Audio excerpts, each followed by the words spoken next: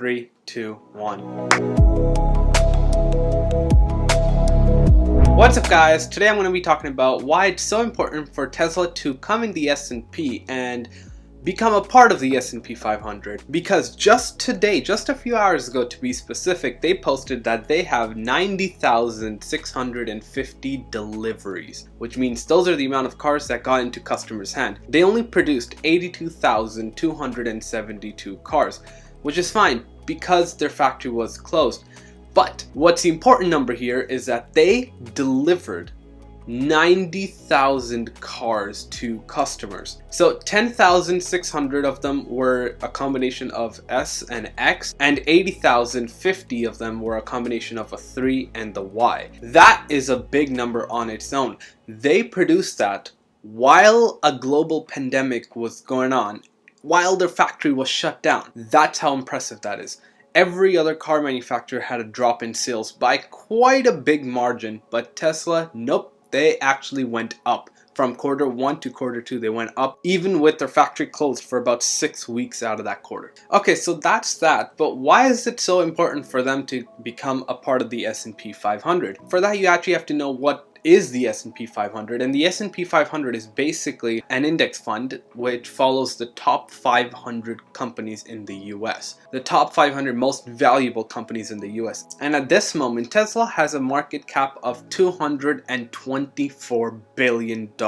That is with the stock down to only about $1,200, which is a lot, but it opened at about $1,221. That's when it opened. That's crazy. And I think the market valuation at that time was about $226 billion, which is insane. They're literally the most valuable car manufacturer in the world at this moment, beating Toyota at about 190 or so. Now, the importance of the S&P 500 is basically a generalization of the stock market. For example, you're comparing your real estate portfolio to, for example, the stock market. You would either use the S&P 500 or the Dow Jones Index. Both of them are really big index funds following really basically the top companies out there. Essentially, it's more of like a benchmark that if you invest in the stock market, you'll get a so-and-so return if you follow this S&P 500, for example, which is a generalization of the stock market. I think percentage-wise, the S&P 500 grew by about 9% every year since the beginning of like 80 years ago or something. Very long time ago, and they have a very steady track record of increasing about 9% every single year. Now, the S&P in itself is really nothing. It's just an index fund of the 500 most valuable companies that pretty much everyone follows. And the S&P 500 isn't only one index fund. It's actually a combination of many index funds. So a lot of index funds who are following the S&P, they have to buy the stock. They have to buy the Tesla stock. And what that's going to result in is that the Tesla stock is actually going to go up in price because now they're more of like a legitimate company, because now they've actually made a profit for an entire year. Do we know that they made a profit as of yet? No, we don't. But based on the numbers that they have out, it looks like it that we can actually somewhat start celebrating, because it looks like they made a profit. And if they didn't, their numbers are so good that it wouldn't matter, because next quarter they would. It's like a definite at this point. Just a side note, Tesla, from here on out, there's a very high chance that they're not going to have a non-profitable quarter, which means from here on out they're probably going to be a profitable company, which should really shut up the haters out there, but I guess they'll have something else to say anyways. So an advantage Tesla would gain by being in the S&P 500 is that their stock is going to be a lot more stable, because not many people will try to short it. The reason why their stock has been so volatile is because I think in the history of the stock market, it was only their stock that got shorted. The Tesla stock was literally the most shorted stock in the history of the stock market. That's a much better way of putting it. And because of that, there are a lot of people, about 30% of the people, who actually did not believe in the company. For example, they wanted the stock to come crashing down. In fact, some even bet, oh, the stock would come down to about $10. And look at them right now. They're at like $1,200 as I'm looking at this right at this instant. $1,200.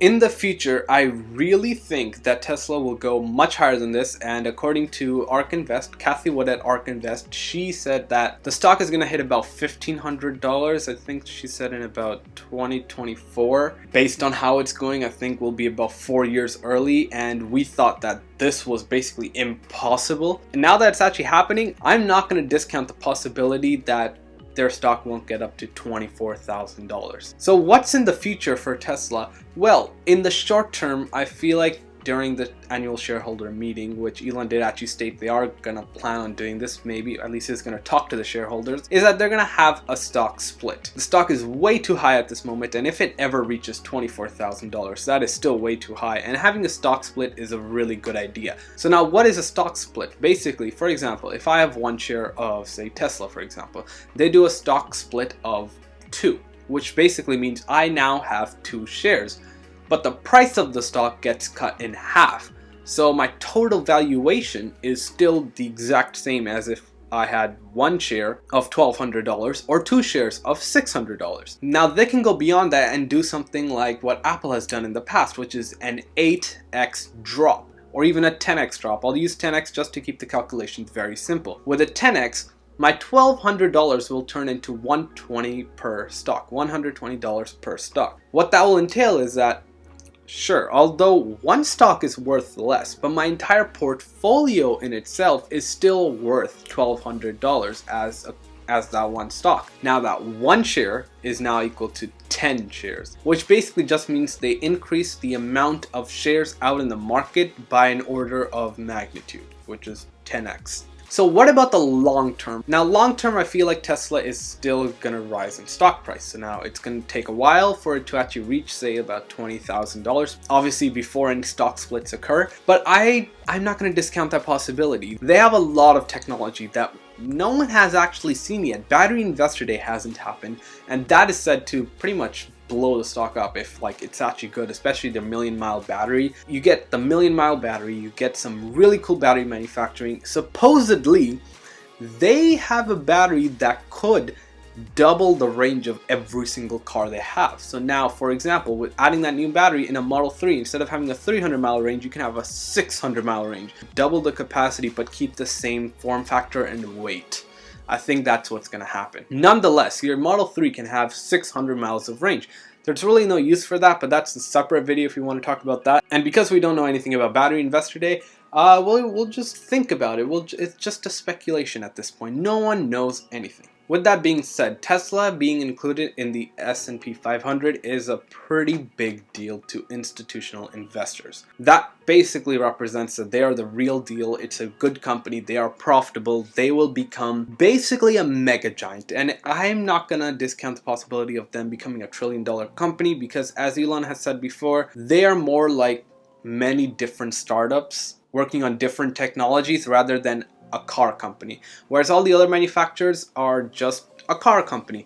And what the analysts used to look at, which I think they're starting to grasp what they are now, they only used to look at a car segment and they just thought, oh, it's just a car company, it's just a car company. But now they're realizing, oh, it's a tech company and they're making tech products, cars being one of them. So overall, I think it's going to be an excellent time for this to actually come out. I really can't wait for the earnings call and the earnings report, and I just really want to see what's going to happen, especially the annual shareholders meeting is going to be pretty epic. I actually want to know what's going to happen within the next year or so. That being said, thank you for watching. Hope you enjoyed this one, and just wish that you got on the stock early. Haha! Well, time to celebrate. See ya. Peace.